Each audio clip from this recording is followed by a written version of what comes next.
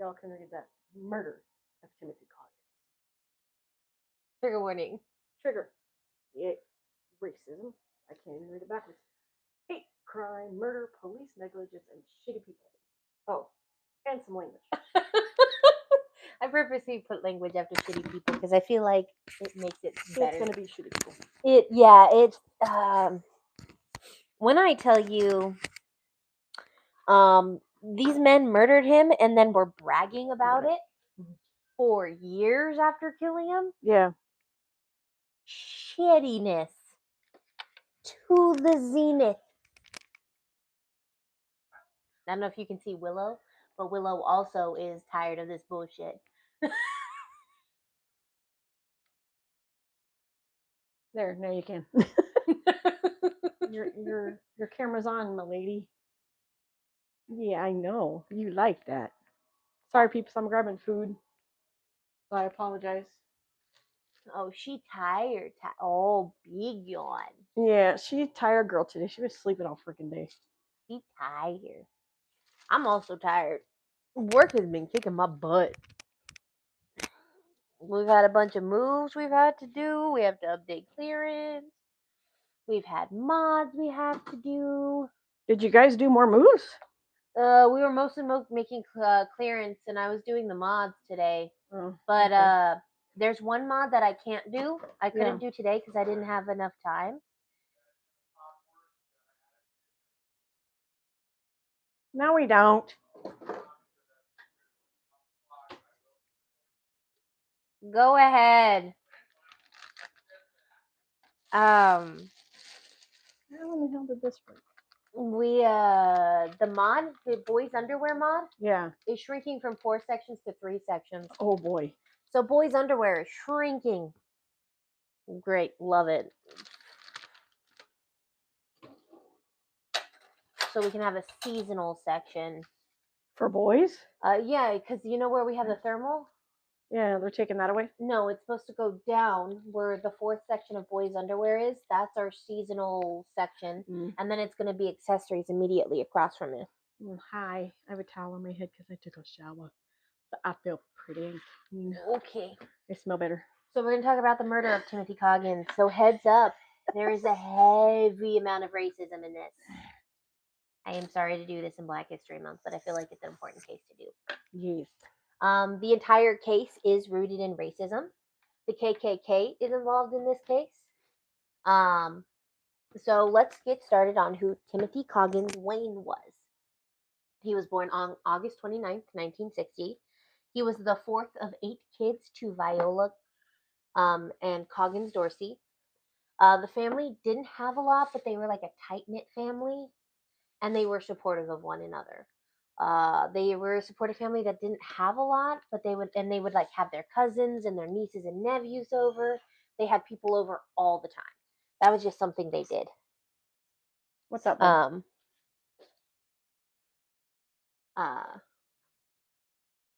So they were the house that everyone went to. It was kind of that kind of a family. The neighborhood house. Yeah. Tim's niece Heather said they didn't come from much, but they came from love, and that taught them how to love each other. Nice. They taught their kids some valuable lessons like good work ethic, and they stressed family connection.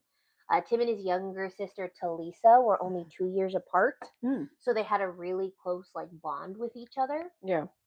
And Talisa described Timothy as funny and outgoing, and he was a man with an irresistible smile who never met a stranger.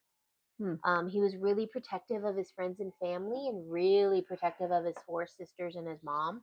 Of course, if he's the only male in the house. Yeah, they wouldn't get hurt if he was around. Whenever one of his sisters would go to a friend's house, he would insist on walking them there and back to make sure they got home with no problems. Nice. And you'll also see why he also did this. Because there was another reason, not just him being like, I want to make sure they're safe. There was a reason he wanted to make sure they were safe. Okay. Heather Coggins said he was affectionate with his mom. There was nothing my grandmother could ask him that he wouldn't do. Mm-hmm. If she asked him to walk to Atlanta and pick up a croissant, he would. Where did they live? They lived in a small town off of in the suburbs of Georgia. And how far was Atlanta I'm not sure. from where they Wait, let lived? me see Spalding County from Atlanta, Georgia. I mean, it's probably in the same area as county, but or in the same county, but like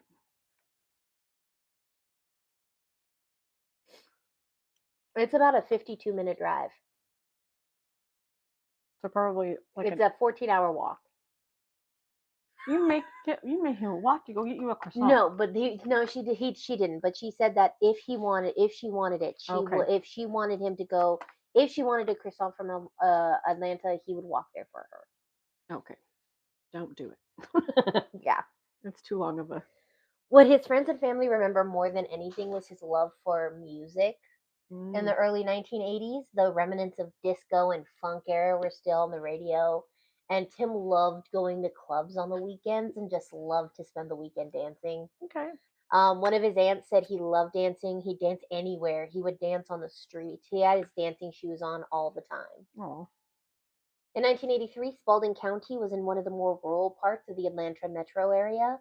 Although it was the largest city in the county, Griffin was equally rural and small. The People's Choice Club was a small dance club and in the almost exclusive black part of Griffin.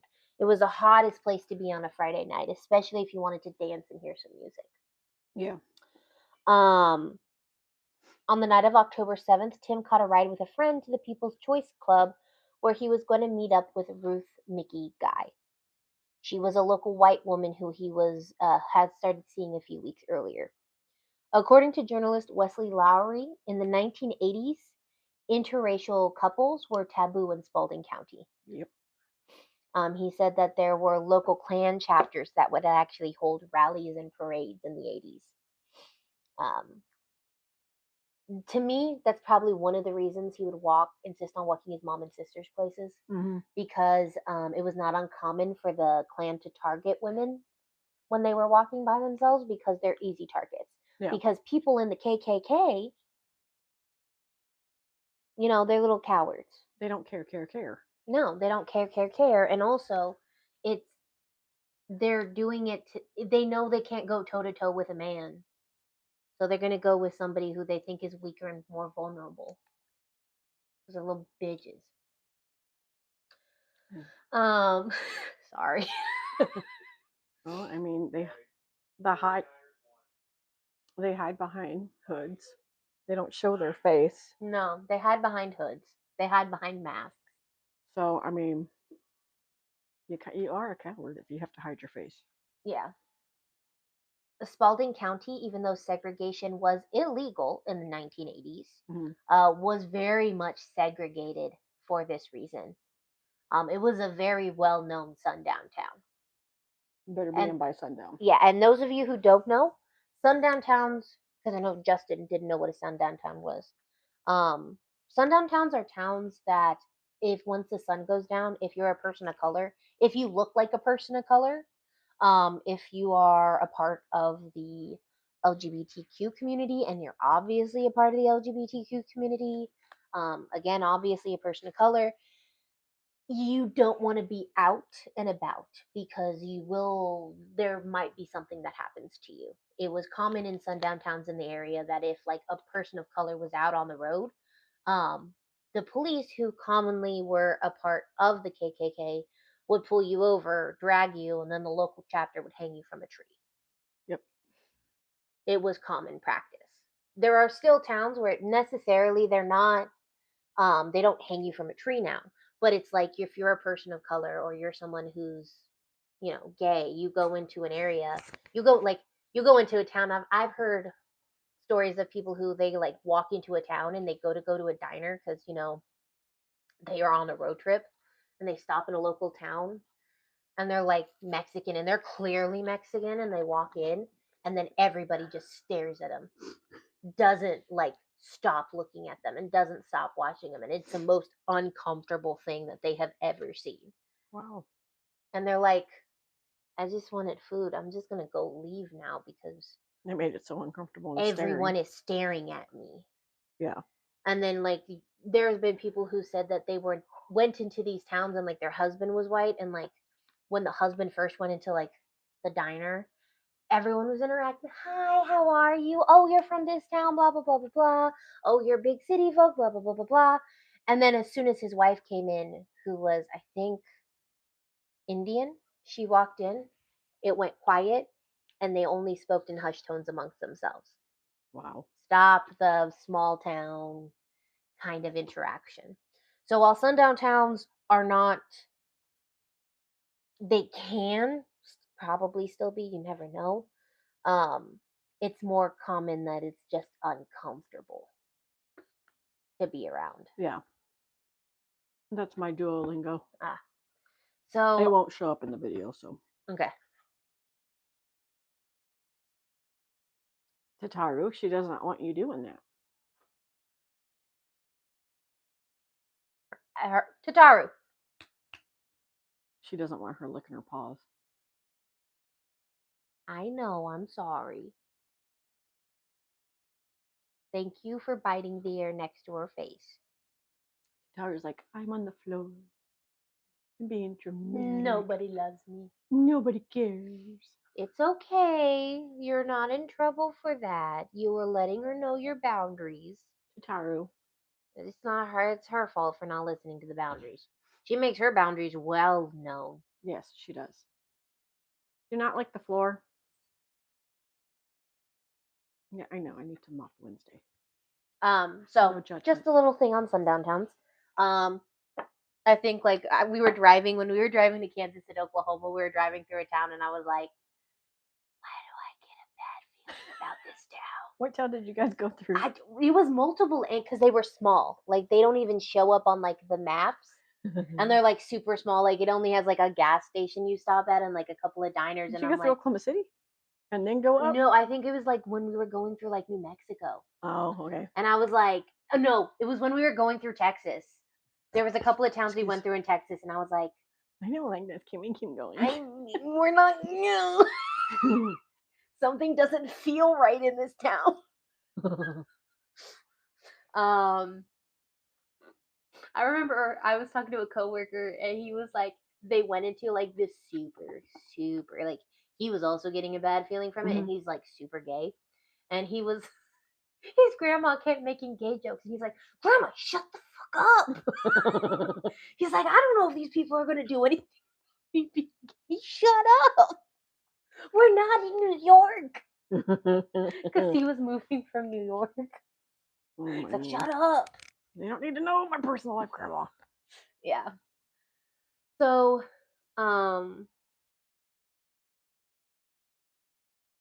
yeah, so basically, if you were a person of color in this town, you needed to be careful because there were people that hated you for no other reason than your skin color. So there are black parts of town, and they did have points of interaction.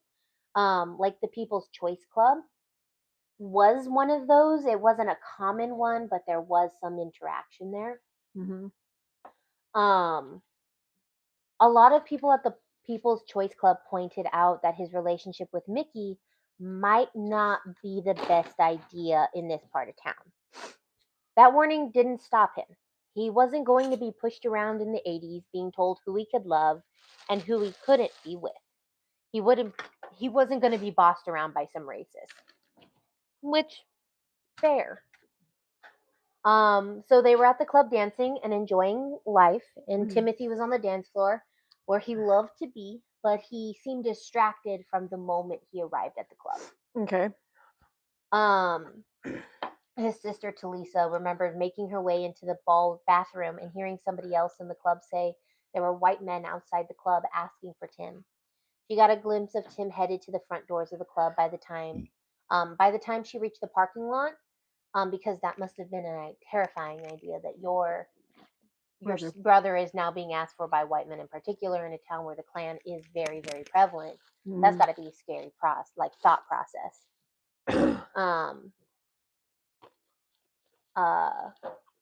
So by the time she went to the parking lot, he was nowhere to be seen. He was completely gone. And there was also nobody outside the club. So the men who were looking for him and him were gone. She didn't know that was going to be the last time she would see her brother alive. Mm. The next day, no one thought much of the fact that Timothy wasn't home yet. It wasn't uncommon for him to disappear for a few days at a time. He knew everyone around town, so they thought he was just crashing at like a friend's house. And 2 days after Timothy had gone out to meet Mickey, sheriff's deputies were trying to identify a man in his early 20s who had been badly beaten, and his body had been found in a field not far from the People's Choice Club. Now, the police had no sensitivity training at the time. And the Yeah, police we've kind of learned that with the other cases. Yeah, and the police, they're gonna piss you off with this. They were showing people a photo to ID him, Mm-hmm. and they hadn't even cleaned up his face. They just took a photo of him with his badly beaten face Oh, wow. and started showing it to people, going, "Have you seen this man? Do you know who this man is? Wow. Do you recognize him? No? Okay, cool. Do you recognize him? Have you seen him? You can't really recognize him with the beat up face, dude. Come on. Well, the face was so badly beaten. He was unrecognizable, and they were showing that photo to ID him, and it was a patron who looked at the photo, and when that person said they might be Timothy Coggins, and suggested that the officer Oscar Jordan check with the Coggins family. So Oscar Jordan was one of the few black sheriff's officers in the town. They had to allow black sheriff's officers, and you'll find that they would actually have the black sheriff's officers kind of just patrol the black parts of town. Right. And then have the white officers patrol the white parts of town and the black parts, and then do whatever they wanted to do. And so Jordan showed the photo of Timothy to his mom, Viola, and she broke down crying. But Talisa insisted she didn't recognize the man. She's like, "No, that's not my brother." She didn't realize it was her brother in the photo because that's how badly beaten he was. Wow. But moms know. Yeah, she saw the photo and she immediately burst into tears.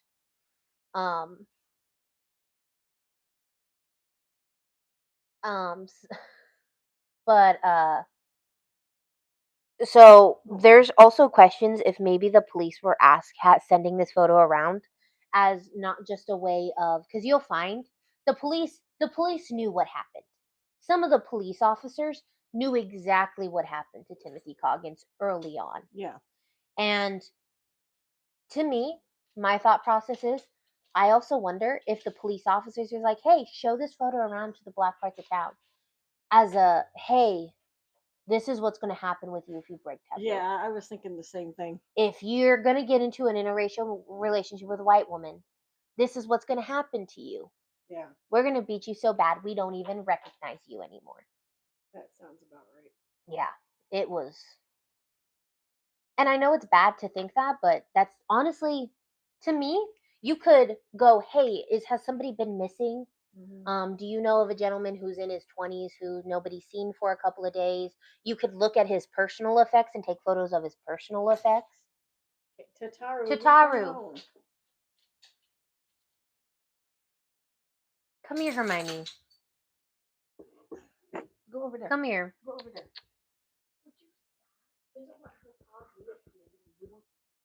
Come here. Sorry. She doesn't want a lot of love and affection, and Tataru keeps like getting super lovey-dovey on her. Step her lay down. There you go. So no, don't scratch at the couch. Nah, don't you even think about throwing that off the couch. So Good job. It was later Talisa told reporters that she didn't want to admit that she knew immediately at the time it was her brother. Her response was, She's trying to lick her face now. "Tataru."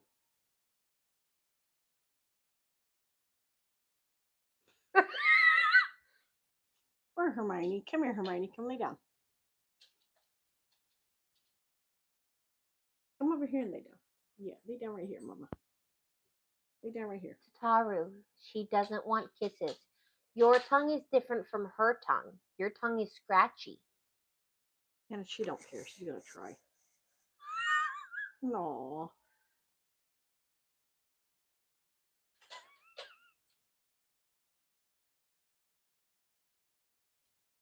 Almost got your face.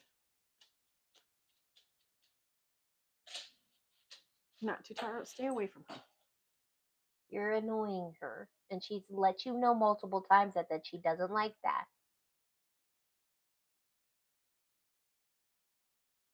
So, so her immediate response was like, no, it can't be him, but she knew it was her brother. Yeah. When she saw that photo. On the morning of October 8th, Timothy's body was discovered by a father and a son who were squirrel hunting on the outer edge of an airfield in Griffin. The autopsy had yet to be performed, but this is what the sheriff department could tell, and it's a lot.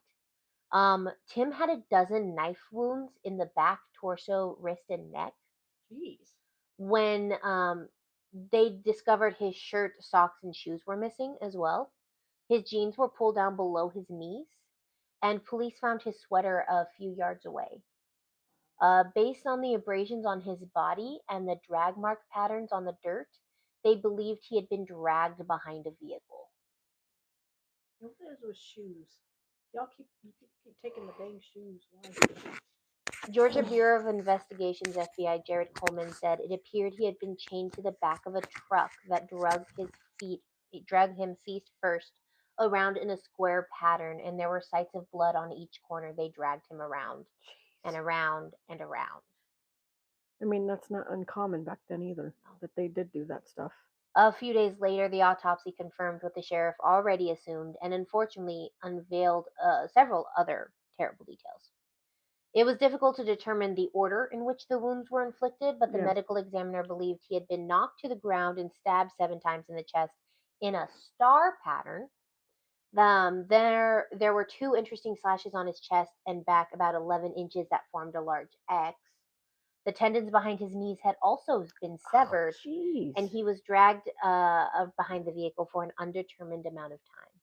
But due to the evidence, it was a long time since he had been dragged, so it happened early in the morning.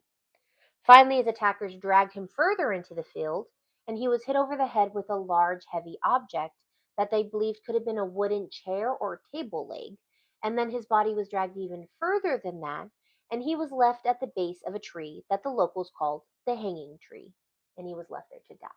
Why do you have a tree called the hanging tree? I mean, maybe we'll have to look into that. No, I know why. It's because they hung people from the tree. Oh, I know. Yeah. I mean, it's... So they left him to die at the base of a tree called the hanging tree. This was a lynching, if I ever seen one. Because lynchings don't have to be hanging. I was going to say, the only way I think of a lynching is by hanging. So you not by what you just said. Lynchings are another form of... Lynching is just another term that is commonly used. You'll see a lot of people of color use it intermingly with just hate crimes in general. Mm-hmm. Yeah. Because lynchings are hate crimes. Before in the past, lynchings used to be the hangings from the tree, but also I think another poignant thing is with most lynchings, they would cut off black men's genitalia. No. Yeah, that was something they did when they lynched people. Tataru, what are you trying to do, honey? She wants to under the blanket no more.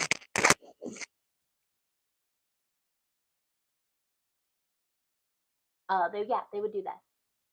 No, and the fact that Timothy Coggins' pants were pulled down kind of gives an indication they could have done that.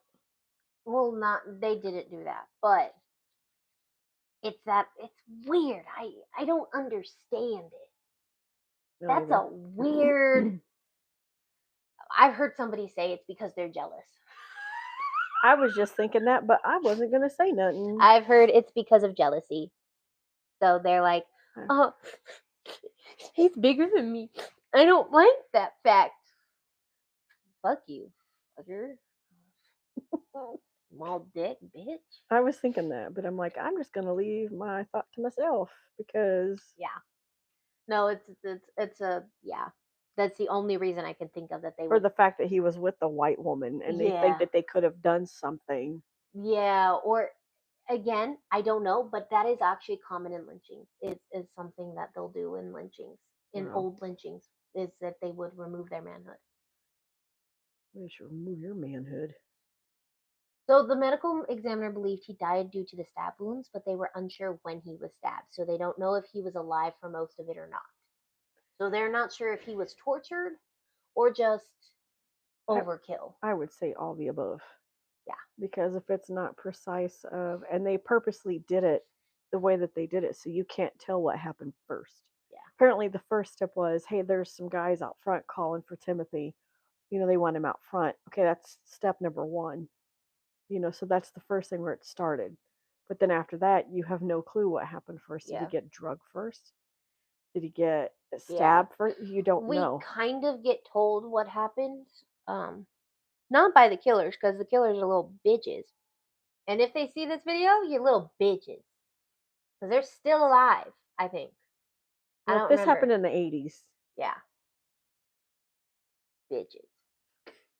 The bitches get stitches. the medical examiner believed he died due to the stab wounds. Well, they can also tell by how he was how bleeding. fresh the wounds are. But it all happened like super close together. So they're like, did this happen? Because coroners are smart. They know how to figure that crap out. The thing is, there's a certain period of time that your body still kind of produces the same reactions. Mhm. And if you do things fast enough and you do enough trauma to the body, your body's like in overload. Like, hey, oh no. Yeah. So I will also warn you, justice does not happen for this case until recently. Like recently towards us. In the stomach. Sorry. The people who did this walked around for years and years and they kept living their life like they did nothing wrong. But you had nightmares. No, they bragged about it. You should have nightmares. There were even instances they boasted about it. How you can be so proud of hurting somebody and think that's okay. There's a place for you. And how all because he was You will of a be judged for different what you did. skin color than you. That's okay. That's okay. They'll be judged. I'm judging him now. No, God doesn't want us to judge. He'll take care of that. These people still hold the same beliefs Yeah. that they can kill a man because he was dating a white woman. It's, to me, I feel like we as a society are like, racism is over and done with, yet we still have people like this Mm-hmm. who did this and went, yeah, I killed someone. I killed someone. Mm-hmm. It's not gone. It's just we hide it better. I was gonna say it's hidden and it's in secret. Yeah. So now back to the case. So Griffin was again segregated, and there's a white part of town and a black part of town. And Esther Coggins, Tim's niece, recalled seeing houses with Confederate flags. But we lived on our side of the tracks and they lived on their side, and you don't intermingle if you don't have to. Mm-hmm.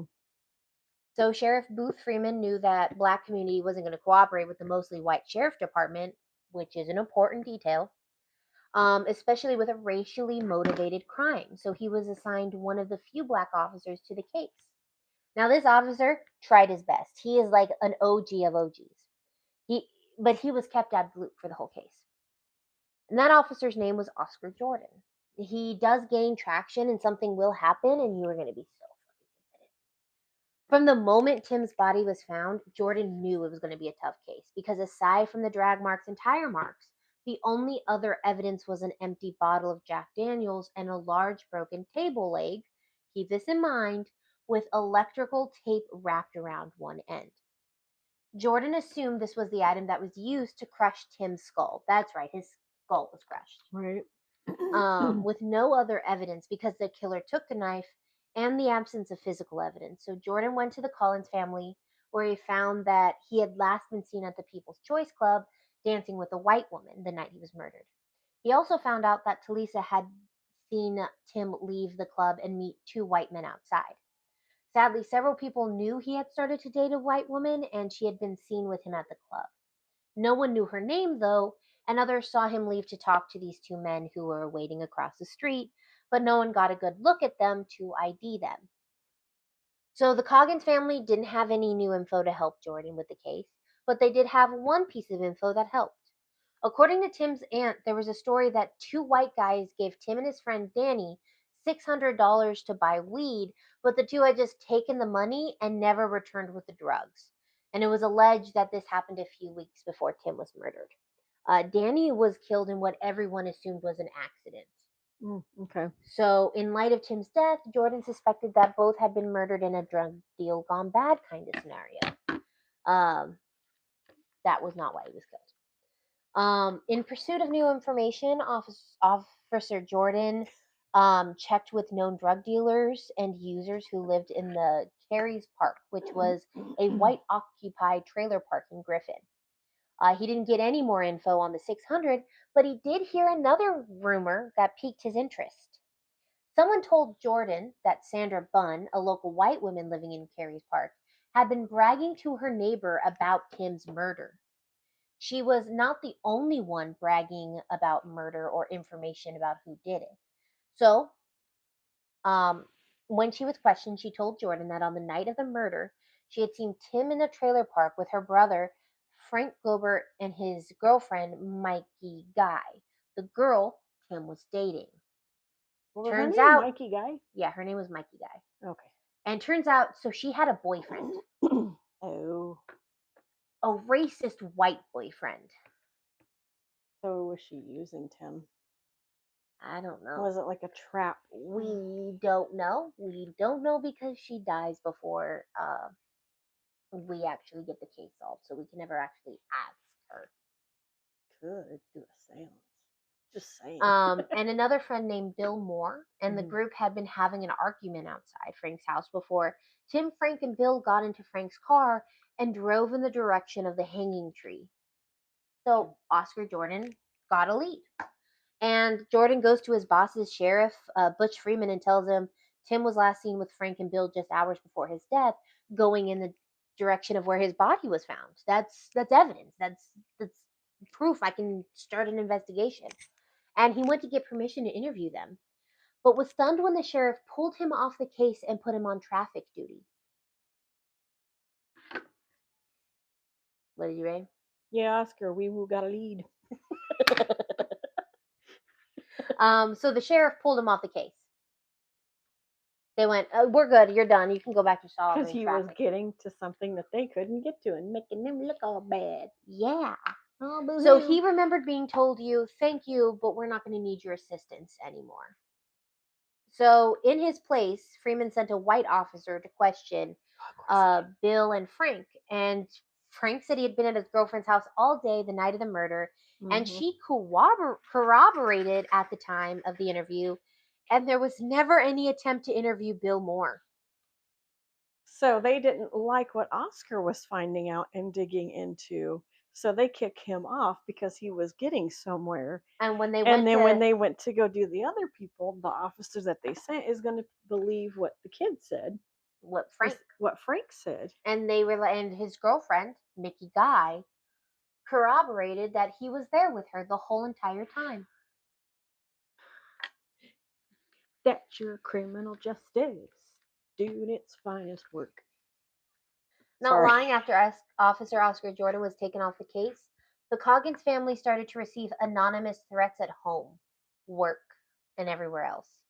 Tim's stepfather, Robert, got to his job as a bus driver one morning and found someone had left a bloody shirt on the bus he drove every single morning. Oh, wow. A few days later, someone threw a brick through their window and it had a note tied to it that read, "You're next." Not uncommon. There's nobody. Nobody. Chitaru regrets her decision. You're scaring your sister. Stop it. Stop it. You okay, Mama? Here, you got your paw stuck. Hold on. Okay, slow down. You want to stay? Okay, you want to stand there. There's nobody out there. I think you're delusional. And you're hearing things. You probably farted. And you're blaming the door. Here, you want to see? Look, no one. That's what you hear. Everybody's moving their trash cans. Come on now. Back up. Come on. Nope. Back it up. Back it up. Okay. See, it's a trash can. Trash can did nothing to you. Come on. Come lay down. Good job. Good job. You guys will get your food after we're done. So they found a note saying tied to it next. The family was essentially They're terrorized. just moving the trash can. It's okay. And trigger warning for animal abuse, the brick wasn't the last of it. One day they came home from being out and found a decapitated dog in the hallway of their home. That's not cool. That's not cool at all. How Yeah. dare you? What'd that dog do to you? Hermione. Hermione. Shh. Shh. Nope.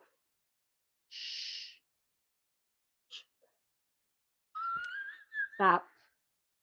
Lay down. Lay down. Sit. Hermione, lay down. Come Lay here. down. Come on. Yeah, but Grandma has all these stupid pillows up here. Good job. Our guard dog that barks at everything. Yes. So Lisa said that from the beginning we knew he was killed because he was black, but the harassment was so bad after Tim's funeral, his family buried him without a headstone for fear of Hermione, don't do it. She's preparing herself to do it again. for fear of further victimization. Yeah. Because fun fact, there's numerous cases that it happens. Like one instance, there was a dude who he was known to police, and he ended up getting shot by police. That was how he died. And to this day, it is a known thing that police officers will go to his grave and shoot his headstone. Wow. Yeah, it's a fucked up thing. Hey, how about you guys all go to Scotland and go to this one particular, there's one particular site, and so people, and this is what I learned off of Facebook because I follow this guy that's a Highlander in Scotland, and he takes you around. You can like do a tour and stuff like that with him, right? Why don't you go to Scotland and mess with this one particular gravesite? It has a cage over the top of it and see what happens. My understanding, it's not good because people put offerings on it and stuff like that. And if you mess with that gravesite, it's not a good The thing. man who's is Fred Hampton, the assassinated leader of the Black Panther Party of the Illinois chapter. Black Panther Party? The Black Panther Party. I know I misspoke. Of It's the okay. Illinois chapter. He was killed in a pre-dawn raid by Chicago police and FBI in 1969. Oh, wow. And it was a widely considered an assassination by the FBI and police. Yeah, because they didn't care for the Black Panthers. And his grave is frequently vandalized with bullet holes, an act allegedly perpetrated by individuals who oppose his legacy. His son has noted that the damage is often left intact as a stark reminder that evil racism still exists. That led to his father's death. Yep.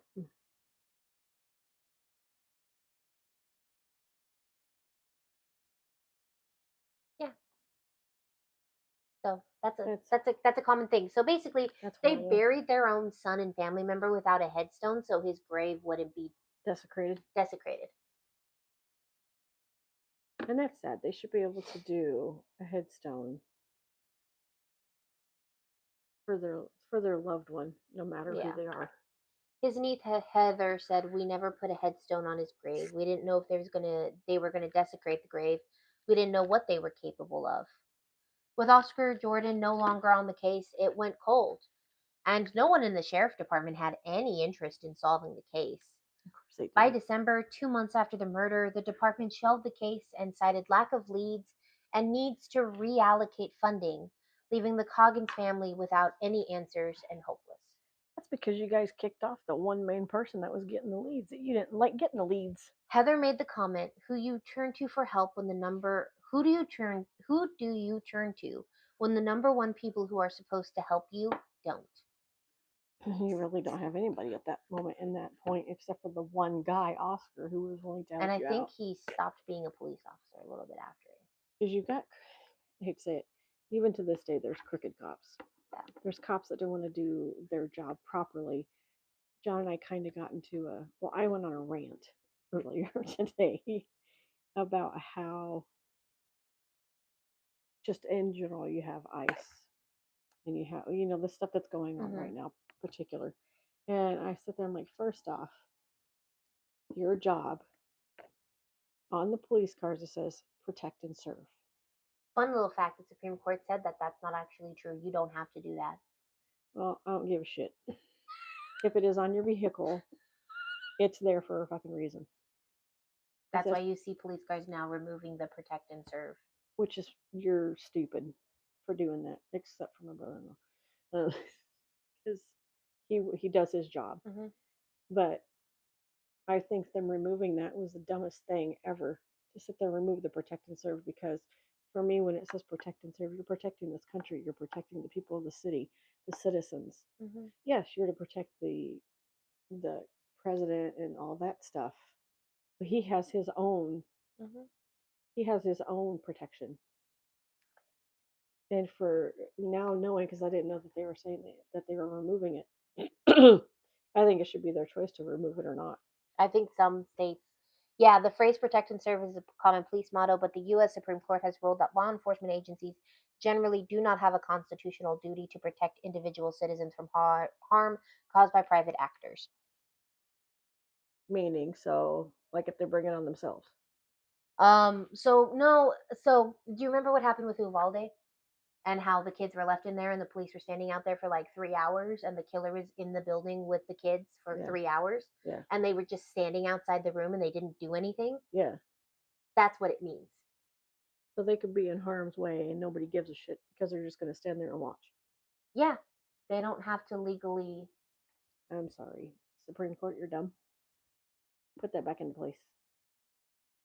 Or whoever the next president is, if you're watching this, put that back into place. Because that makes me not feel safe, knowing that they don't have to do it.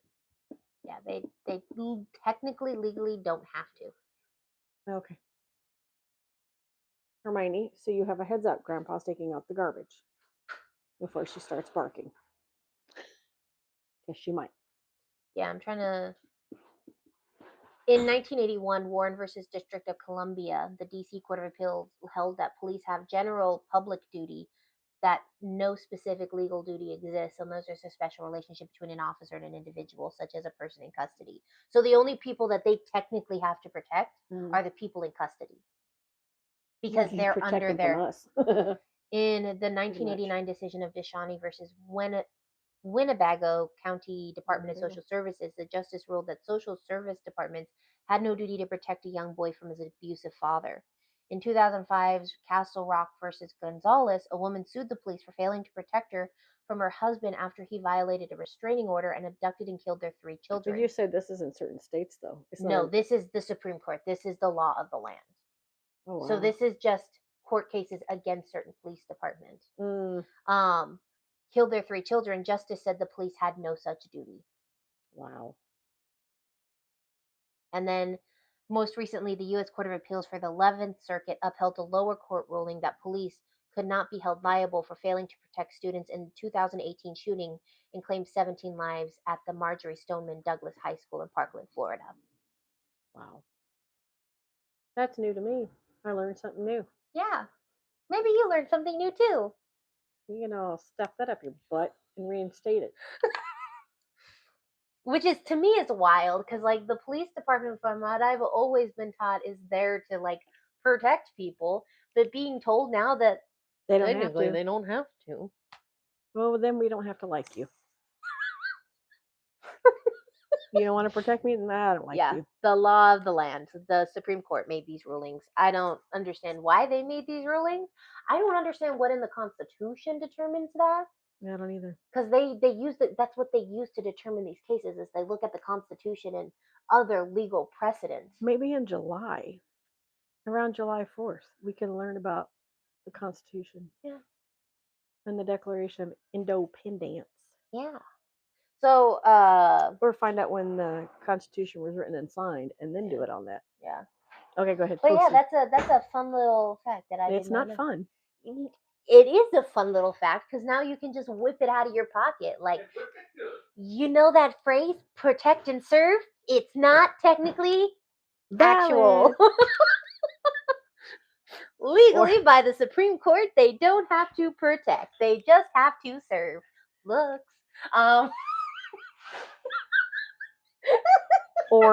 Or you're getting your ass kicked by somebody and there's a police officer. Don't worry, I got it. I don't need your help. You stand right over there and watch this. You recording it? I have a YouTube channel. Let me give you my card. If it's full, yeah. Be like, don't worry, I got this. Serve looks. Serve looks, protect nothing. Yeah, so that's a fun little case, and the fact that it's the most recent one in 2005. Yeah, Y'all are a piece of work. that's yeah. So so they closed it. They basically said this case is no longer going to get solved because we can't solve anything, even though they literally, the one officer was like, I know who did it. I got the leads. Right? They're like, no, we don't have any leads. We have nothing. It's never getting solved. You had a lead. His name was Oscar. So months turned to years, and the family just accepted the fact that their son's killer would never be brought to justice. Which is sad. Due to limited resources, major crimes in rural areas in Georgia are solved by the Georgia Bureau of Investigations, who are better equipped. Since the early 2000s, the GBI had a practice of cycling its cold cases for review in the hopes that new officers might pick up something that previous investigators missed. Which was a lot. So in 2016, Timothy Coggins' murder case, a 33-year-old cold case, made its way in front of the desk of Jared Coleman. Okay. After looking it over, he was struck not by what was in the file, but what was missing from the file. I was going to say what was not in that file. And that was the lack of follow-up. Jared had Oscar Jordan's notes, and that indicated the belief that the killers were Frank and Bill, the two white men last seen with Timothy. He also strongly suspected they were the killers. So as far as Coleman could tell, Frank was interviewed and Bill wasn't, and there was no evidence they had to verify their alibis. While there was very little evidence collected in 1983, it appeared like several key pieces of evidence had actually gone missing. Ooh. Among the evidence was Timothy's pants and sweater that had hair samples on them, the wooden table leg, and the Jack Daniels bottle, and tire impressions taken from the scene. I will say there's at least one good officer on the force. There may have been others, but a majority of the force was just shitty. Even the secretaries were actually in on this. I'd spike their coffee with laxative. So there was evidence, very little evidence in the file, but he dug deeper and he started to find evidence that corresponds with this case. He actually found an inmate named Christopher Vaughn who reached out to the police regarding the murder. Christopher is also a terrible man, right? Mm-hmm. He wanted to help with this case. Sure It's like have you ever seen the quote from Community of I can excuse racism, but I draw the line at animal abuse, and the lady goes, "You can excuse racism." Except it's kind of the reverse of that. It's giving it's giving this because he went to jail for child molestation. Mm-hmm.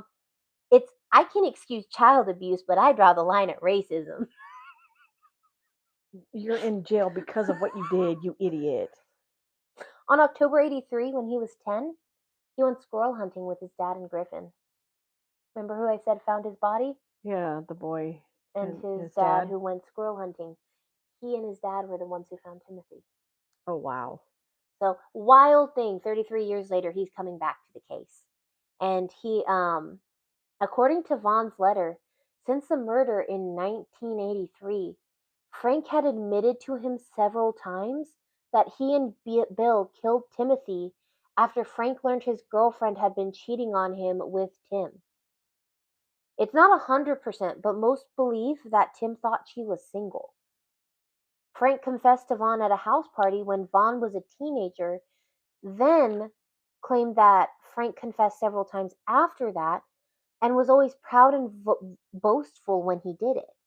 Frank told him they killed Tim and taken all the evidence to his house and dumped it in an old well on his property. Coleman said the case had not been dived into until 1983, and he could tell the sheriff's office had made little to no effort to follow up on leads given by Oscar Jordan. Now determined to fill in the gaps, Coleman paid a visit to Bill Moore, who was uncooperative and evasive. Despite it being a small town, Bill said he knew nothing about the case. Sure. He even said he didn't know who Timothy Coggins was. If it's a small town, everybody knows everybody. Coleman immediately knew he was lying, But the problem was 3 decades had passed and several original witnesses had died, including Mickey Guy. Agent Coleman suspected Frank and Bill like Oscar Jordan had. But given the limited investigation done in 1983 and the disappearance of key evidence over the years, he was going to need a lot of help to prove that they were involved. He approached the newly elected sheriff of Spalding, Darrell Dix, to ask for cooperation in his investigation. Luckily, Sheriff Dix was a man of good character, and he knew the local law enforcement needed to repair the damage caused by racist policing in the area. He actually saw Coleman's request as an opportunity to make progress in rebuilding the trust with the black community. Mm. So while his officers began looking and digging through old case files, looking for anything to point in the right direction, Coleman moved to Frank. Now, Frank was serving a prison sentence for SA. Like Bill, he claimed to know nothing of the murder. So Coleman knew he needed to change his strategy. And based on Vaughn's letter, he knew his then girlfriend had been having an affair with Mickey. So he tested the theory.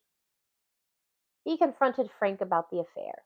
Frank's tone and demeanor completely changed. He maintained he had nothing to do with the murder, but he added he didn't care if Timothy was killed and should have been minding his own business. Mm. He claimed to have no recollection of telling Christopher or anyone else that he had admitted to killing Timothy, though he did admit to be a heavy drinker for 30 plus years. And when Coleman told him, "Are you sure? Because Vaughn said you dumped all the evidence behind your house in the well." And when he told him that, Frank responded, "Well, you come out there and dig up my damn well," which Frank either expected him to or not. And that was exactly what Coleman actually intended to do. He was like, "Oh, are you giving me permission to dig up your well? Because I will dig up your well." Mm-hmm. You verbally said so.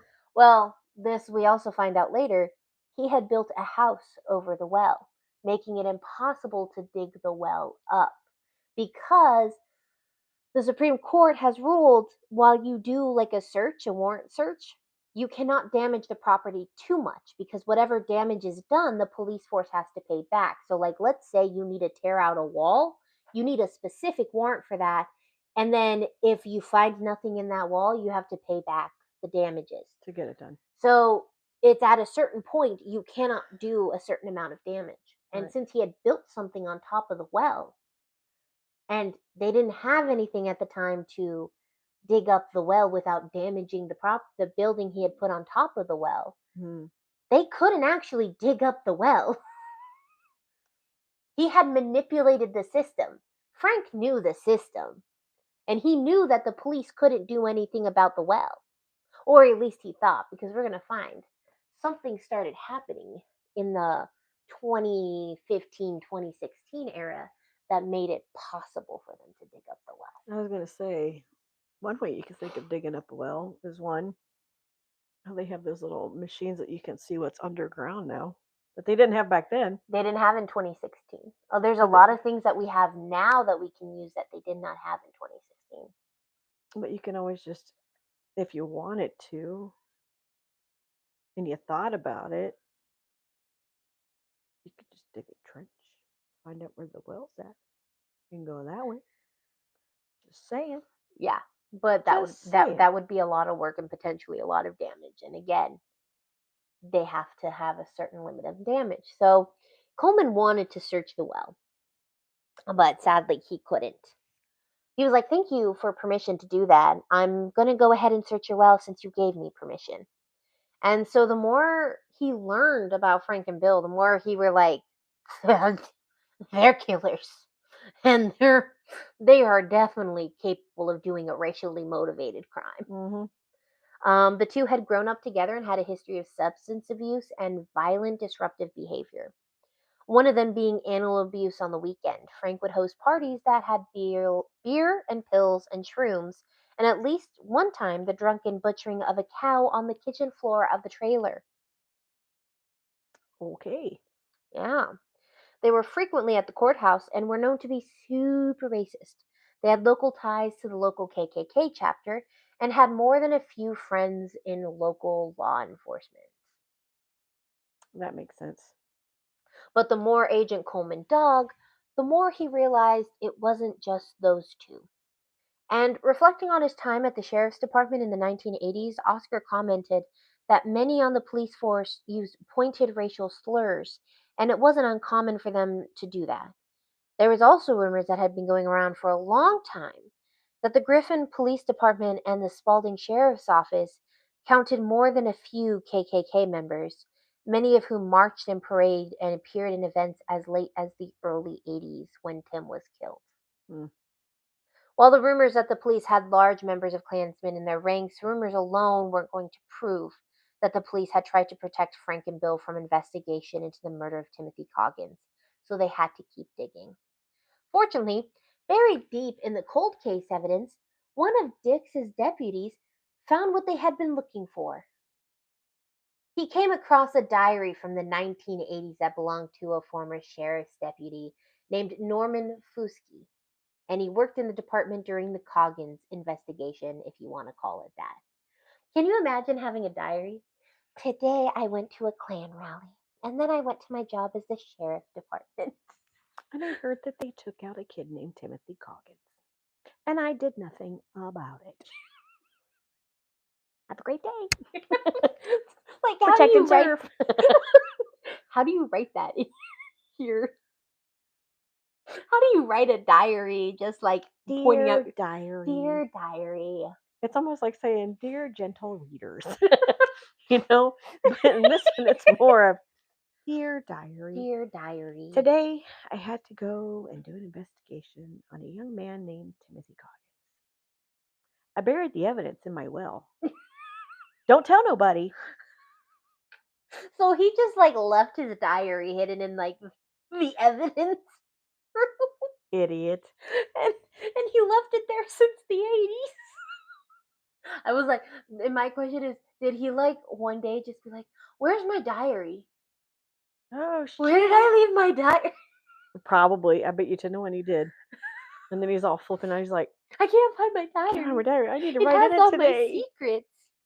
I took a poop. I got to put it in there. So I had to say it was a regular bowel movement. Coleman said that as he was reading through, he found that Ku Klux Klan's infiltration into the Spalding Sheriff's and Griffin's police department may have played a role in the lack of closure in the case. The diary detailed the Klan's active and ongoing attempts to recruit law enforcement officers at the time and named several KKK members who most definitely worked at the sheriff's department, many of whom were assigned to the Coggins case after Oskin Jordan was reassigned. Ooh, that sucks. At best, the diary implied the racist views of law enforcement officers led to his case being permanently shelved, and at worst, it proved a conspiracy to undermine the investigation by covering it up and ignoring suspects and literally throwing away evidence that could have led to a conviction. Tampering with evidence. So now Coleman and Sheriff Dix need to prove their Frank and Bill's guilt beyond a reasonable doubt because there was implied inference that they had killed him. And now Frank had confessed to killing Timothy and just not Devon, actually. They were while they were investigating, Frank was still confessing to people that he had killed Timothy. So while after he had been interviewed by Coleman, Frank's like sitting there in a room with his cellmate being like, you know, I miss the good old days. I miss I murdered Timothy Coggins. It was a really fun day. He's sitting in prison knowing this investigation is happening and he's still bragging about it. Wow. So they needed to prove it beyond a reasonable doubt and they needed concrete proof. They needed concrete proof to send him to jail because they were like, we know he did it. So based on everything, Coleman had a new theory. A week or two before Timothy's death, Frank learned that Mickey was cheating on him and he was pissed. Mm-hmm. But because he was racist, it made him determined to do something about it. So on the night of October 7th, Mickey arranged to meet Tim at People's Choice while Frank and Bill waited outside. It was a setup. That's what I said. Yep. Trap. It's a trap. Sorry, trying to do the whole Star Wars thing and I can't. It's a trap. Not long after Tim was in the club, he got lured outside and got into the car while Frank, Bill, and Mickey traveled to Carrie's trailer park and they argued outside of Frank's house. And a little after midnight, for reasons unclear, Tim ended up getting in the truck. The three of them traveled to the airfield about a mile away, where they attacked Tim and did everything we know that they did. They then threw Tim's clothes, the knife, and the chain into the well behind Frank's house. And in the following days, the murder investigation was open while Oscar Jordan was on the case. When Sheriff Butch Freeman heard the details of the case, he interfered to protect Frank and Bill, and to avoid exposing his department's connection to the Hence, local they're chapter, he friends. covered it up. Yep, they're friends and connections in the police force. Yep. So Coleman took the theory to the Spalding prosecutor, Marie Broder, and she fully trusted him. She did not believe that such a case could just be argued in court, though. They needed 100% proof of evidence. They did have in their favor several witnesses who were willing to claim that Frank had told them that he had killed Timothy. The problem: six of them were incarcerated, and one was serving a life sentence for child molestation, which harmed all of their credibility.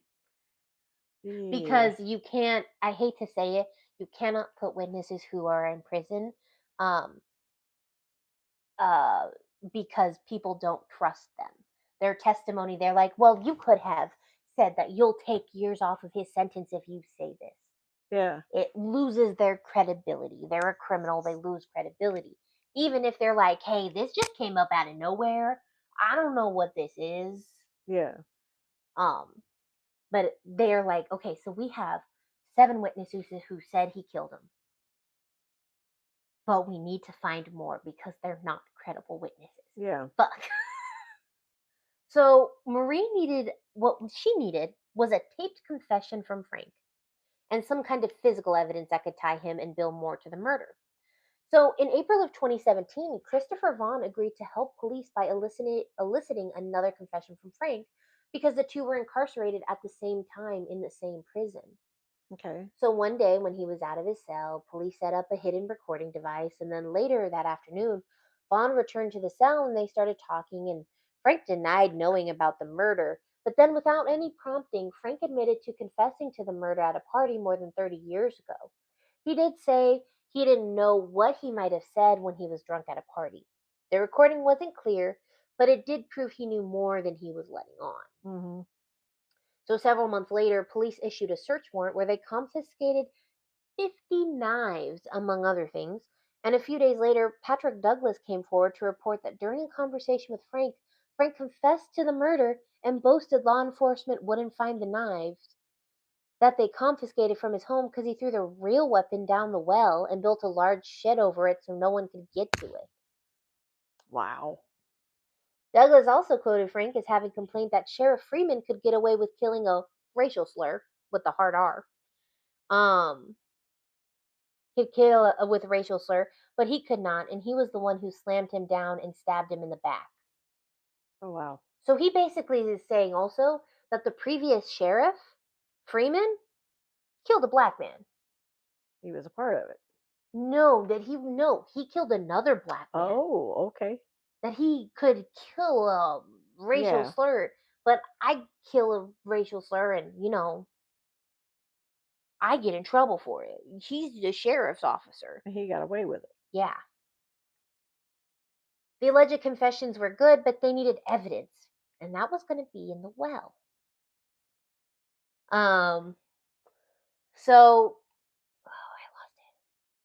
So because they would have to damage property, they were going to have a hard time getting a court order, because then it would be an unreasonable search and seizure. That's what I was looking for. Mm. It would no longer be a reasonable search and seizure. It would be an unreasonable search and seizure, and you need a specific court approval for that. And it's really, really, really, really hard to get an unreasonable search and seizure. So Coleman discovered a new company in Atlanta that used a machine called a hydrovac that was used to clean out old wells. It would use a high pressure hose that would force water into the ground, which forced all of the debris out of the earth, and then it gets all sucked out by a large vacuum. And that could be done without doing any damage to any property. Oh, smart man. Look at you. So Coleman, Broder, and Dick spent 8 hours at the site watching as decades of trash came out, and they began seeing things they recognized. The Adidas that matched the pair that Tim was wearing when he went missing. a white blood-stained shirt that appeared to be torn with multiple stab marks. Most importantly, a broken kitchen knife that matched the stab wounds on Tim's chest and neck. This was a miracle because now they had their proof, but also confirmed what he had been telling people. Remember, most of the people he told were in prison, but he told them he put the evidence in the well, and now that it's true, that backs up their credibility and makes their credibility even higher. You guys are screwed. Um, Marie recalled that it was exciting. It was a huge win for us. She took the Is Maria shoes. a cop? She No, she's the defense attorney. She's a Oh, prosecutor. okay, I didn't know what she was. She took the shoes to Tim's family, and his sister Aw, Talisa recognized them as Timothy's shoes, the ones he was wearing when he was killed. that's so sad. The evidence was circumstantial, but there was a lot of it, and it pointed at Frank and Bill. Broder and Griffin Circuit Court District Attorney Benjamin Cooker were able to get arrest warrants, and it seemed that after more than 3 decades, they were going to stand trial for the murder of Timothy Coggins. Good. By the time Oscar Jordan was taken off the case in 1983, he had a pretty good idea who killed Timothy Coggins and why. And knowing that much of his removal from the case uh, knowing how much his removal had affected him, Jordan Coleman called the former sheriff deputy and asked him if he wanted to be among the officers to make the arrest.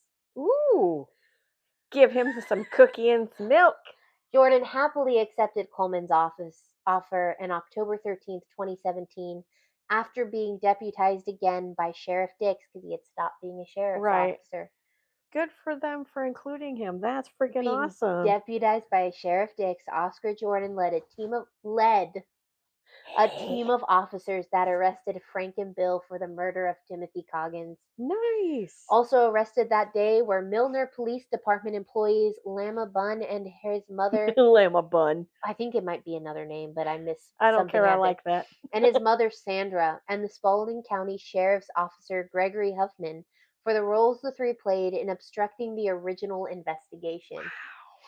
In his statement to the press, Sheriff Daryl Dix emphasized to reporters there is no doubt in the minds of the investigators that the crime was racially motivated, and if it occurred today, it would be presented as a hate crime. When asked why the case had been reopened by the GBI, the Sheriff's Department explained many of the witnesses interviewed, and they'd been lying with the information since Coggins' death, but had been afraid to come forward or had not spoken of it till now. With Frank and Bill in their older age, people weren't intimidated by them. So for Dix, the arrest felt like a step in the right direction towards rebuilding the trust of Spalding County's black community. And when asked whether reports from the 1983 accurately described the murder, he replied yes and no. It was more than a simple murder. It was done to send a message. It was overkill. Yep. Coleman echoed the opinion, saying Coggins' death was very clearly a lynching. I mean, they left him under a tree called the hanging tree. Yep. Now, at Frank and Bill's arraignment a few days later, DA Ben Cooker argued both men be denied bond, citing their long history of witness intimidation and frequency and pride in which they boasted about the murder. Both of them had. Superior Court Judge Fletcher Sams agreed with the DA and denied bond, noting that to decide any other way would be inappropriate. Mm-hmm. In early December 2017, a probable cause hearing was held to determine how the case would proceed. An understatement to the judge, in a statement to the judge, Marie Broder explained the theory that Tim had been murdered because of his relationship with a local white woman, and the crime had been 100% racially motivated. Yeah. Frank and Bill wore the crime as a badge of honor. In his testimony, Jared Coleman elaborated on their theory, and they were proud of their actions, feeling like they had protected the white race from black people. To support their case, Broder cited the numerous accounts from witnesses detailing the men's proud confessions and the recordings in which Frank can be heard saying, "If you give me the name of a witness, they won't testify." Wow. Frank. For the Coggins family, many of whom were hearing the details for the first time, the grand jury was a difficult experience. Sitting behind Frank, Heather Coggins said it's always difficult when someone isn't sorry for what they've done. The judge ruled in favor of the prosecution, and on December 5th, the grand jury convened, who also sided with the DA, agreeing the case against both men should go to trial. So Frank's trial began in late 2018, and in her opening statement, Marie Broder replayed the theory. He was killed because of his relationship with Mickey Guy, a white Mm. woman. And she also noted the murder would have been solved sooner if it had not been for the racist ideologies that permeated local law enforcement agencies. Yep. She said they didn't care about Timothy Coggins and others. She asked them to atone for the sins of the past.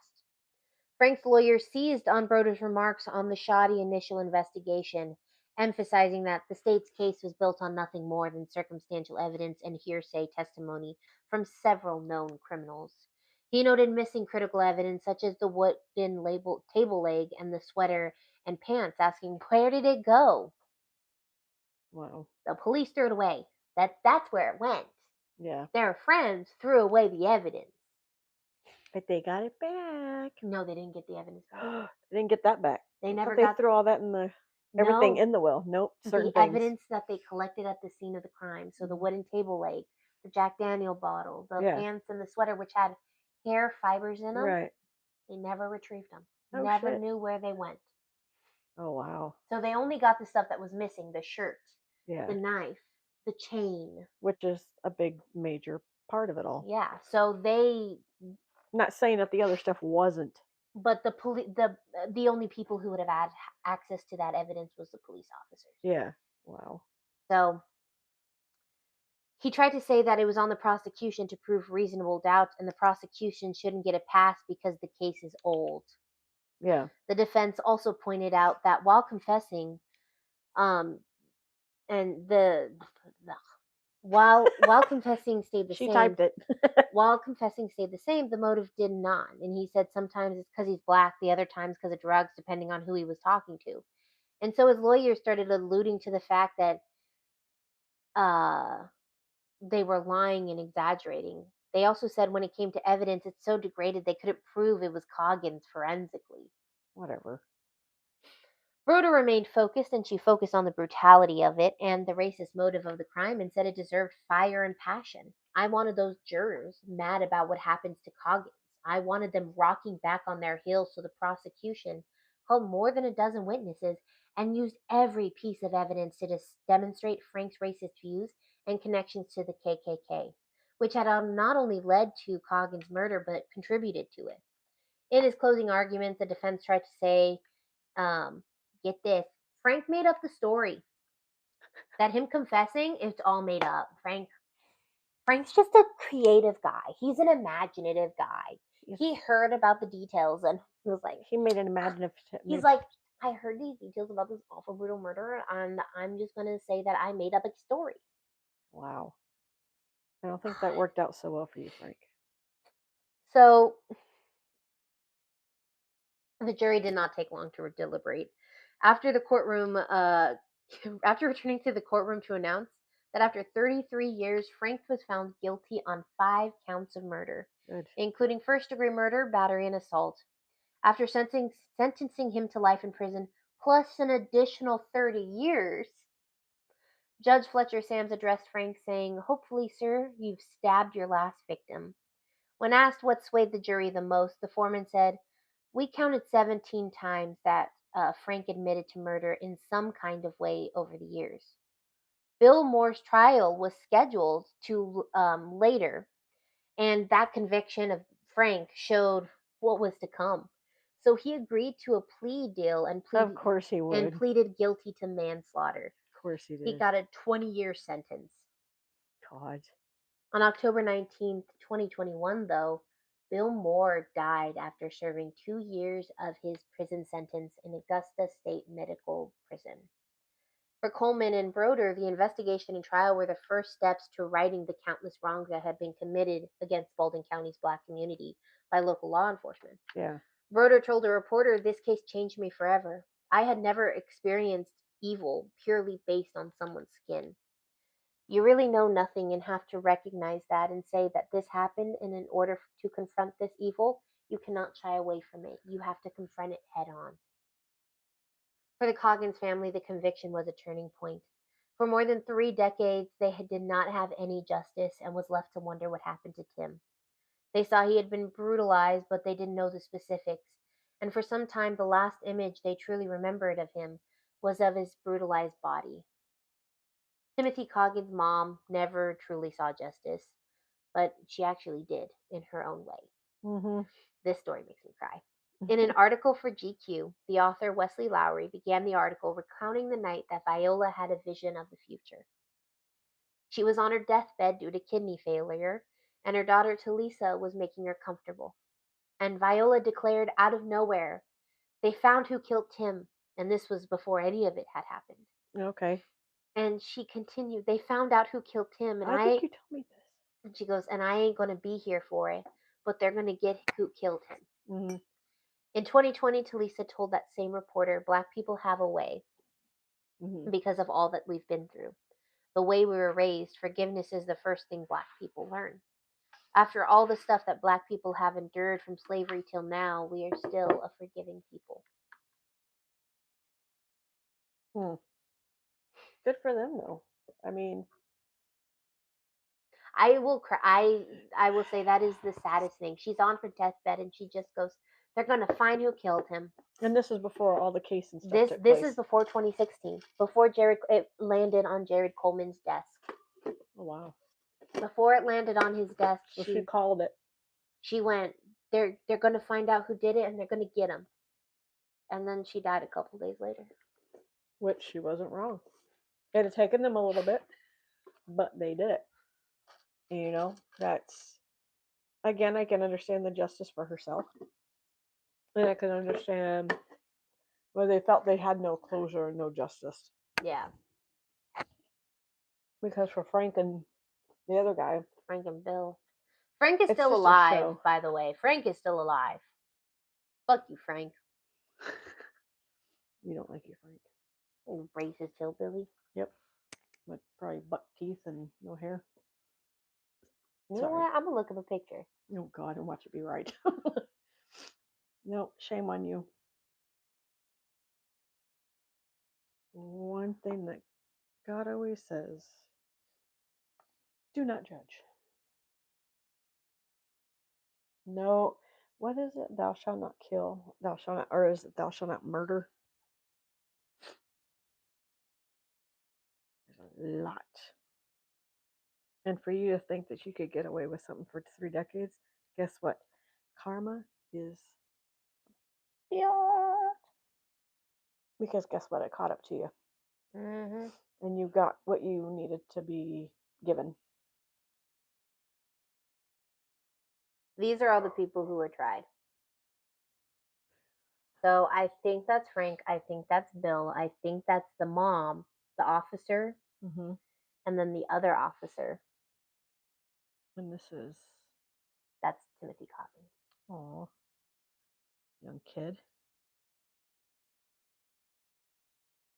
Yeah. They finally also gave him the headstone. Oh, yay. He deserved. And there's, He you could finally see their face. There's he- like no remorse for what they did. No, and also there's a photo. Timothy Coggins got his headstone. They finally put up a headstone for him. That's not in the who. I wonder who the two Those people are his family. Those are his Okay. last. Those are like his family members that are still alive. Nice. He looked like a happy kid. He looked like he was a happy kid. Doing his thing, which is nice to see in the, at least in these uplifting photos. Yeah. But for them ass hats who did what they did to him, Oh, and I think this is the well. that in the court. Yeah, the one that they had to use the hydrovac. I put a shed over it so you can't get to it. Fucker, we will find a way. Guess what? They came up with something called a hydrovac to clean out a well. In your face. Bitches. So yeah. Pretty cool. I'm glad that they finally got justice. Yes, it took 3 decades, but like I said, karma. Mm-hmm. You dish out. What is it? What is it that some people usually say, like the superstitious part of it, or maybe it's not even a superstitious part of it, Mm-hmm. but what you dish out is what you'll get back 3 times. I think so. Something like that. I mean, correct me, put it in the comments. Let me know if I'm partly right or not even there. But something like that, to where whatever you dish out will be brought back to you 3 times, in fold. So remember, be kind to people, because doing things like this and being negative and being nasty, and don't be fake. Don't sit here and say that you're going to be positive. I'm going to be positive. I'm going to do this. And then you put it on your social media, great, fine, and dandy. But that doesn't mean turn around and be negative outside of Facebook, because now you're being fake. Mm-hmm. And you're showing your true colors, that you know how to fake it and how to lie and deceive people. Don't take advantage of people. Who knows where that kid would be today? He could be an engineer. He could be something, But the He, fact that his family had to lose him at a young age, whatever it was, however old he was, don't be stupid, yeah, so Frank is alive. because it's Bill, going to come back and bite you in the ass. yeah, Bill is dead. So just remember, kindness overpowers negative and evilness. Mm-hmm. And right now, We need a lot of that. we need a lot of kindness. We need a lot of love and kindness, happiness. And granted, there are people that are going to be crooked. Well, guess what? You got the big man upstairs, and he's going to judge your butt when you get up there. Keep that in Mm-hmm. mind. Hence why I strongly believe in not judging on anybody. See, I'll judge you, but I'm not gonna let the judgment. I'm like, okay, you do you. I'm gonna judge you and be like, I want to make them choices, but I'm Yeah. gonna let you make your own mistakes. Yep. And it's, you know, like you always hear people say, oh, well, they probably are homeless because they did this. We don't know what they did. How We many don't. cases have we had where like they're running away from abusive family members and they end up Mm, on the streets? yep. Because we don't know the whole story. What if I told somebody, I was raised in a household where you didn't judge people? You weren't rude to people. You treat people as you would like, as it states, treat people as you would like to be treated. I'm nice to you, and I will be nice to you until you're not nice to me. And then after that, I cut ties with you, because that's one of the. I know we don't do biblical things either, but one of the things in the Bible, I think, is cut ties with the ones that hinder you, like that are negative. I'm summing it up just because I do, but that's just my thought process. Is getting rid of the negative in your life, and it's hard to do when you know that it's a friend, but I've cut out people because I have to, and it's my health and how we are in this house. We're positive. We may have a bad day. We may get on each other's nerves, but we are not negative. I don't like negative. I will say I don't allow it. But just remember, when you're pointing your finger at somebody, you got three pointing back at you. So be careful of who you choose to be An asshole deceptive too. to. Yep, because it gonna haunt you. It's called karma for a reason. We're doing the happy face killer right next. Yes. Yeah, the Um, next one is the happy face killer. When you guys see this, it'll be on February 15th. oh my god. So yeah, Happy late happy Valentine's late Day Valentine's to Day. Oh my us. god. Um, no, next is the happy face killer. Ding. Um, not a very happy case. Um, Yeah. this one is annoying. It is a 90s case. All the 90s Nay, we're coming into color. babies. We're coming into the popular The Technicolor. era. Let's say that right. Yeah, the Technicolor. Technicolor. We're doing the Technicolor. And then yeah, yeah, you're gonna hate this one. I hated this one. My usual resources that I usually use have not done him before. Also another Oh, instance of that hurt. feel bad for the child, not the adult. We're coming Um, across a lot of cases like that. I'm gonna yeah, shove this under here so you can stick yeah, with. you feel really, really bad for the kid. Um, but you know what? I'm gonna tell you one thing. I'm gonna give you one clue. If you're gonna commit a murder, Hey, baby. don't write a confession on the stall of a bathroom at a truck stop Wow. with a smiley face signing it. You idiot. Just don't do it. It's in bad nature. Do the opposite of what Nike says. Just don't do it. Just don't do it. Wow, Don't write letters. Come on. that's It's that's pure on stupidity. yeah. Are you having a good time? You didn't make an appearance today, ma'am. You weren't all over the tables. And you know what? Also, You good? Phoenix is Hmm. coming up in this case again. What is it about Phoenix in these cases? Y'all stay away from Arizona. Well, Stop wait till we get to the coming here. trilogy. Wait till we get to the Tucson trilogy. I mean, that's understandable though, because it happens here in Tucson. But stay away. Oh, here she comes, Mrs. She got to do the stretching. Yeah, Miss America here. Come on. There we go. Yeah, I love her purrs because they sound so cute. Hello. He's like, I don't think so. Oh, you got caught. She's like, no. Like, you can pet me, but you cannot hold me. What you doing, sweet love? Come here. All right. So that was the Hi, babies. happy face killer. Don't do that. Don't be I wouldn't say don't be a trucker, but don't be a trucker. Her dad's a trucker. Uh Yeah. fun little thing. Stay away from lot lizards.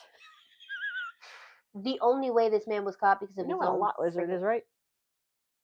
Isn't that like a prostitute who Yeah. stays in the lot? Yeah. That's only at truck stops. Yeah, don't do that because don't. When she's all, I'm like, wait a minute. Do you know what that is? Yes, I know what that Okay. is. I had to do research on it. I just making sure. Some people don't know. So yeah. I've had people tell me, and I'm like, and how in the hell do you know that? And they were truckers. So yeah. But if you ever travel, let me give you a big piece of advice.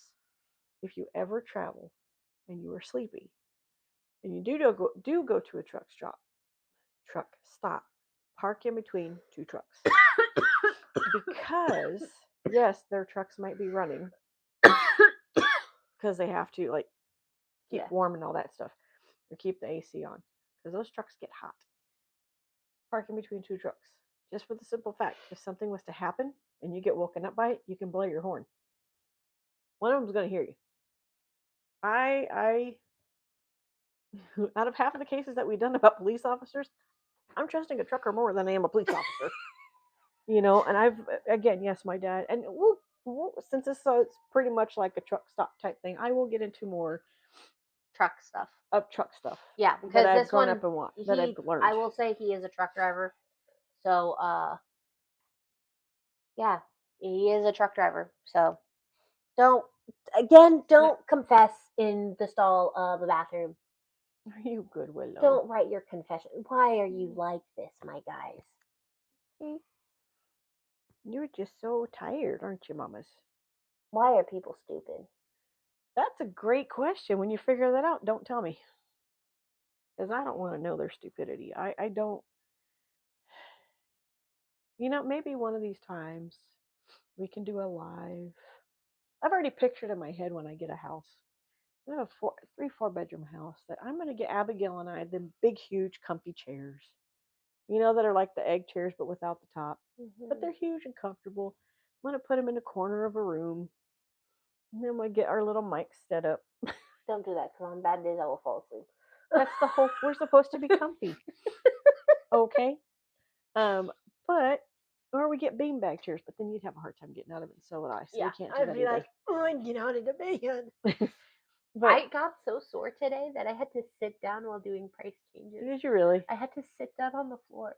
Jeez. I was sitting there like stickering the clothes. I can tell her thank you though for making the fitting room look nice when I go in. I'm like, I can never get it to look that nice. But then I've noticed something about me when I'm in the fitting room. I'm all like, yep. I move fucking slow. I do. But when I'm doing go backs, I got them going. I will say, I don't know if it's going to be that way. Nikki had a bunch of claims and stuff, so I had to figure out a new system, seeing how our schedule has changed again. Or I need to work the claims in the drawers before touching the claims on that elk cart. No, I would touch the claims on the elk cart because claims on the elk cart are newer or older. Oh, so are the ones in the drawer. Those have been processed. Oh, they have? The ones that are in the drawer were processed at least a week ago. The ones on that cart have been there for. Well, the drawers are full again from yesterday. Yeah, but that's from yesterday. Or not from yesterday. I'm sorry. Throughout for the week. Yeah, to work So, on the cart because that's older. we'll see if I can get to it. I know our boss does not like it when I don't get to it. I'm one person. You might get one box out of me a day. I might try to do that. I might see if I can do one box a day. I thought that was my hair. Your gnome screwed me up. I thought that was Scoop back my. over. It does look like your hair. It's like, all right, alfalfa, female version. All I'm gonna just lean like this. right, kiddos. All right, Have a good night. bye guys. See you next time. See you next time. Tomorrow for us. Yes, tomorrow for us, because we have to do this. We have to pre-record. Yes. Happy face killer. Not so happy.